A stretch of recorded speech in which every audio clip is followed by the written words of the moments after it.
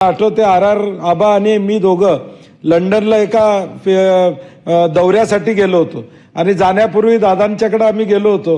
दादा मला म्हटले ते आबा हॉटेलमध्ये बसतील, त्यांना फिरव जरा बाहेर, नाही तर तू एकटा फिरशील, त्यांना ती हॉटेलमध्येच थांबतील. म्हणजे एवढे प्रत्येक बारक्यासारख्या गोष्टी, त्या दौऱ्याचं आमची तयारी काय, कुठं जाणार आहे, कसं जाणार आहे याची माहिती घेणं, म्हणजे प्रत्येक गोष्टीत काटेकोरपणा जो म्हणला तो दादांचा नेहमीच आपण सगळ्यांनी या ठिकाणी प्रामुख्यानं त्या ठिकाणी अनुभवलं आहे. हे मला या निमित्तानं या ठिकाणी सांगायचं आहे. मंत्रिमंडळात काम करत असताना अनेक किस्से किंवा अनेक मुद्दे त्या ठिकाणी आहेत की जे आपण सांगत बसलो तर बराच वेळ जाईल, परंतु महाराष्ट्राची हानी निश्चितपणे दादांच्या जाण्यामुळे त्या ठिकाणी झालेली आहे.